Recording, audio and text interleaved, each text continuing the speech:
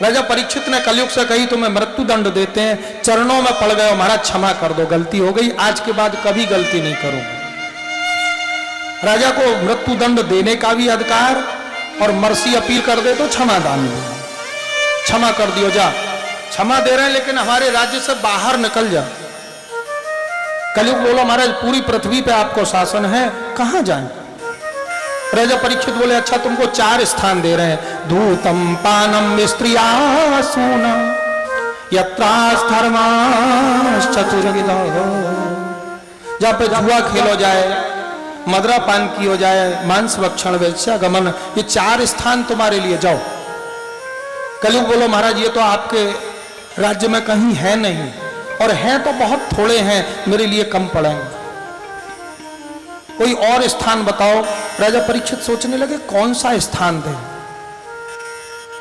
तभी राजा परीक्षित से कलयुग बोला महाराज मैं बताऊं, बताओ भाई। बोले महाराज सोने में निवास दो, जिसके पास सोना होता है वो ये गड़बड़ सड़बड़ करता है। परीक्षित बोले जाओ तुम्हें स्वर्ण में निवास दियो। तो भागवतकार श्री व्यास जी महाराज कहते हैं अथई तानी न सेवे तो बहु सपुरुष क्वचित,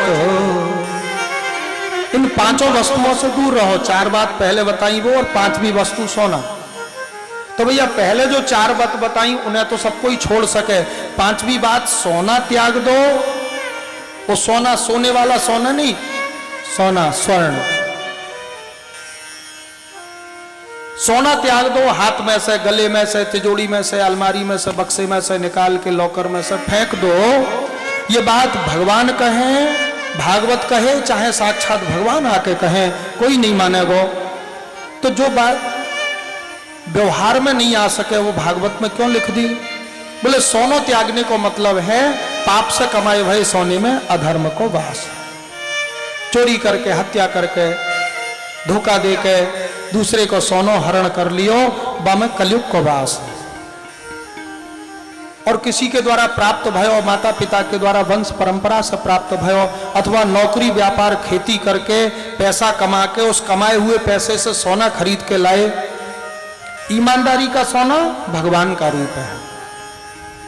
तभी तो श्रीमद् भागवत के 11 स्कंद में कहा है धातु नाम अस्मि कांचन, धातुओं में मैं सोना हूं। इसीलिए भगवान के मुकुट, नूपुर, वंशी सब सोने के बने। कलयुग जानता था राजा परीक्षित के यहां भी कुछ गड़बड़ सड़बड़ सोना रखा है। एक दिन राजा परीक्षित अपने खजाने के निरीक्षण कर रहे थे।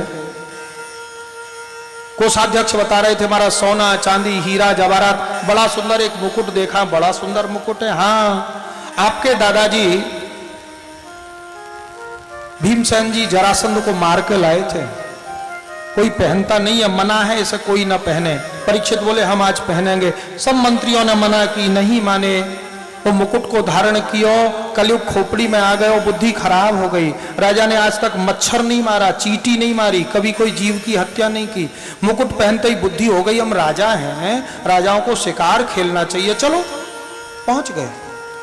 संग में बहुत से सेवक, बहुत से सैनिक, एक शिकार के पीछे घोड़ा दौड़ायो, घने जंगल में जाकर रास्ता भूल गए, अपने साथियों से, सैनिकों से बिछुड़ गए।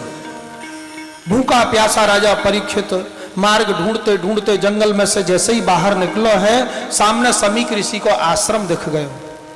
आश्रम को देखते ही रास्ता याद हो गई, यहां से तो महल के लिए सीधी रास्ता गई है, पर भूख प्यास लग रही थी, चलो महात्मा जी के आश्रम में जाकर थोड़ा फल खा लें, थोड़ा जल पी लें। राजा परीक्षित समीक ऋषि के आश्रम में आए। संयोग की बात, आश्रम में उस समय कोई नहीं, सब कोई ना कोई काम से बाहर गए थे, और महात्मा समीक भी आसन पर समाधि में बैठे थे। संत लोग जब समाधि में बैठ जाए, बाहरी दुनिया से कोई संबंध नहीं रहे, चाहे माइक बजे, चाहे बाजे बजे, चाहे कोई गर्दन काट लो, कोई संपर्क नहीं।